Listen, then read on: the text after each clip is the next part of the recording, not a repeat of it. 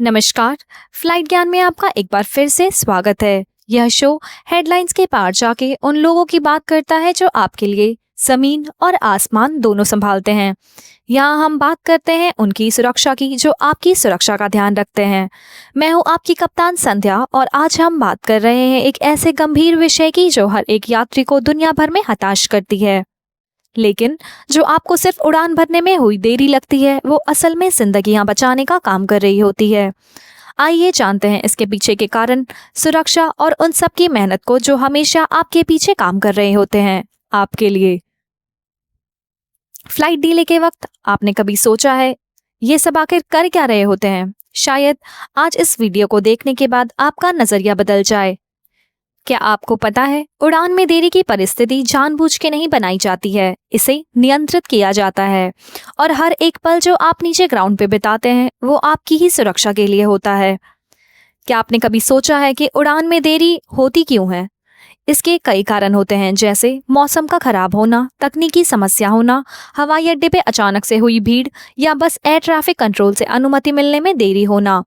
लेकिन इन सब के पीछे एक सबसे बड़ा कारण होता है सुरक्षा, आपकी और हम सबकी सुरक्षा।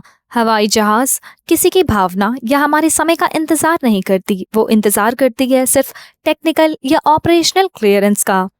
लेकिन हम में से ऐसे कितने लोग हैं जो यह सब सोचते हैं जब हम किसी स्टाफ पे चिल्लाते हैं या किसी और को चिल्लाते हुए देखते हैं या कभी किसी को उन पर हाथ उठाते हुए देखते हैं।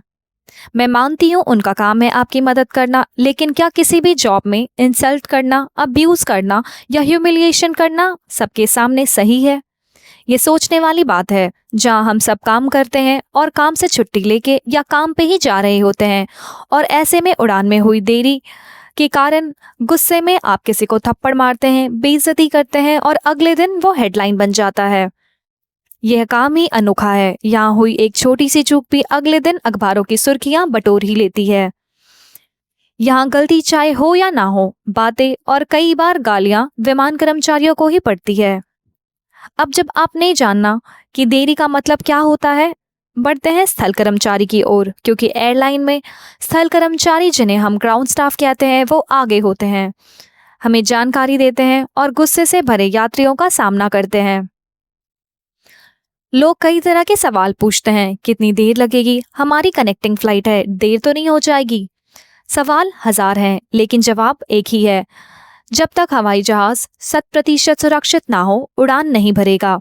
सवालों के जवाब देने चाहिए, बिल्कुल, लेकिन हमारी भी जिम्मेदारी बनती है कि हम एक दूसरे के प्रति हर समय इज्जत बनाए रखें।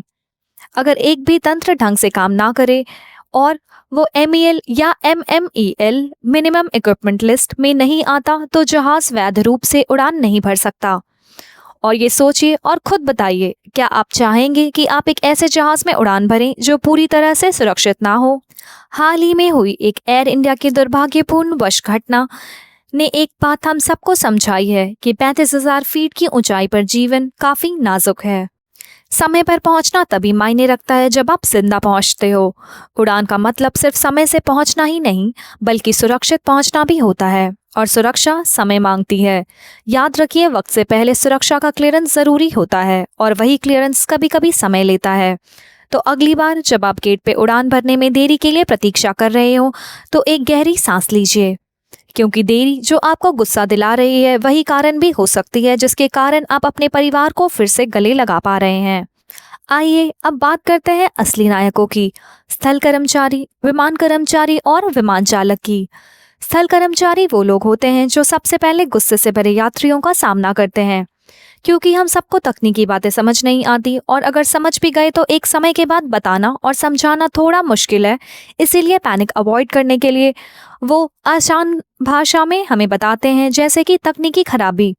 और क्योंकि हम लोग इतनी बार सुन चुके होते हैं तो इरिटेट हो जाते हैं, लेकिन चिल्लाने, गाली गलौज करने से या एयरपोर्ट पे रंगमंच बनाने से कुछ नहीं बदलेगा।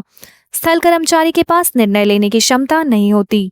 जो भी सूचना आपको मिलती है वो उन्हें भी ऑपरेशनल कंट्रोल से ही मिलती है, लेकिन इसका मतलब ये नहीं है कि उन्हें किसी की परवाह नहीं, या वो समझ नहीं सकते कि आपका गंतव्य स्थान तक पहुंचना कितना आवश्यक है। जब स्थिति हाथ से बाहर निकल जाती है, स्थल कर्मचारी को अधिकार होता है कि किसी यात्री को डिस्टर्ब्ड पैसेंजर डिक्लेयर कर सकते हैं। डिसरप्टिव का मतलब होता है एयरपोर्ट पे आक्रामक होना, कर्मचारी से झगड़ा करना, नियम को अनदेखा करना या किसी ऐसी हरकत जो सुरक्षा या संचालन को प्रभाव करे। लेकिन स्थिति कितनी भी खराब हो जाए फिर भी वो ऐसा नहीं करते हैं। पता है क्यों? क्योंकि वो सहानुभूति रखते हैं हमारे साथ, लेकिन हर सहानुभूति की एक सीमा होती है। आइए उनके साथ थोड़ा सहानुभूति और आदर हम भी दिखाएं। चलिए जमीन से ऊपर चलते हैं और बात करते हैं विमान कर्मचारियों की। लोग सोचते हैं विमान कर्मचारी सिर्फ सेवा के लिए होते हैं, लेकिन सच ये है कि वो लाइसेंस्ड सेफ्टी प्रोफेशनल्स होते हैं, प्रशिक्षित होते हैं DGCA और इंटरनेशनल स्टैंडर्ड्स के अंतर्गत। उन्हें आपातकालीन स्थिति में चिकित्सा, आग बुझाने के लिए डिकम्प्रेशन और इवैक्यूएशन करने में सक्षम होते हैं। हर साल उन्हें कठोर परीक्षण से गुजरना होता है, क्योंकि उनका असली काम आपकी सुरक्षा है, आपकी सेवा नहीं। विमान कर्मचारी की एक दिन की दिनचर्या समझने के लिए चलिए एक छोटी सी गणना करते हैं। अगर आपकी फ्लाइट सुबह 10 बजे है तो उनकी रिपोर्टिंग 8:30 या 9 बजे होती है। गाड़ी 7:30 तक घर पहुंच जाती है, तो ऐसे में क्रू को 6 या 6:30 बजे उठना पड़ता है। इंडिया में एक दिन में क्रू 3 से 4 सेक्टर्स ऑपरेट करते हैं। अगर उड़ान भरने में 5 से 6 घंटे तक की देरी हो भी जाए तब भी वैध रूप से उनकी ड्यूटी खत्म नहीं होती।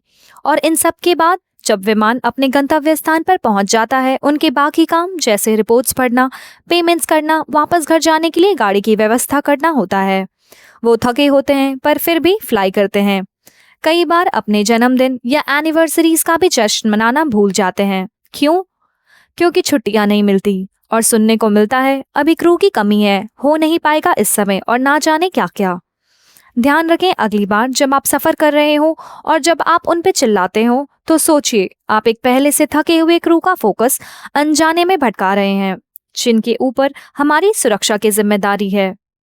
तो अगली बार फोन निकालकर वीडियो बनाने के बजाय थोड़ी संवेदनशीलता निकालिए। वो मुस्कान जो आप विमान में देखते हैं उसके पीछे थकान है, जिम्मेदारी है और अनुशासन है। अब बात करते हैं विमान परिचालक के बारे में। विमान परिचालक का काम सिर्फ जहाज उड़ाना नहीं है, वो एक डिसीजन मेकिंग कमांड सेंटर होते हैं। अगर उड़ान भरने में देरी ज्यादा होती है तो उनके काम करने के समय बढ़ा दिए जाते हैं, जिसे एक सीमित समय तक ही बढ़ाया जा सकता है। Aviation industry FDTL rules, flight duty time limitations का पालन करती है। समय से ज्यादा काम करने पे उसे अवैध माना जाता है। ऐसे में विमान कंपनियां नए विमान परिचालक ढूंढती है जिसमें समय और लगता है। लेकिन थके हुए पायलट के साथ उड़ान भरना न सिर्फ खतरनाक है बल्कि गैरकानूनी भी है। जब आप सुनते हो कि विमान परिचालक ने हवाई जहाज उड़ाने से मना कर दिया तो वो सबसे जिम्मेदारी वाला निर्णय होता है हमारी सुरक्षा के लिए। उड़ान में हुई देरी एक सुरक्षा का संकेत है कि विमान कंपनियां हमारी सुरक्षा पहले रख रही है। तो अगली बार जब आप एयरपोर्ट पे उड़ान में हुई देरी की वजह से निराश या हताश हो तो एक पल रुककर जरा सोचिएगा और समझिएगा कि आपको महंगे या सस्ते एयरलाइन चुनने के लिए सजा नहीं बल्कि आपकी जान बचाई जा रही है, चाहे आप उड़ान किसी भी उड़ान कंपनी के साथ भर रहे हो। क्योंकि उड़ान में हुई एक देरी यही बात बताती है आपकी जिंदगी आपके कार्यक्रम से ज्यादा महत्वपूर्ण है। आपकी हर एक उड़ान सिर्फ एक फ्लाइट नहीं, ये उन लोगों का वादा है कि आप हर बार सुरक्षित घर लौट सकते हैं। तो ये था आज का फ्लाइट ज्ञान। मिलते हैं अगले एपिसोड में एक और एविएशन की बात के साथ, आपको डराने के लिए नहीं जागरूक करने के लिए। तब तक के लिए सम्मान दीजिए, समय दीजिए और सुरक्षित उड़ान भरिए। और हाँ, लाइक, शेयर और सब्सक्राइब करना मत भूलिए।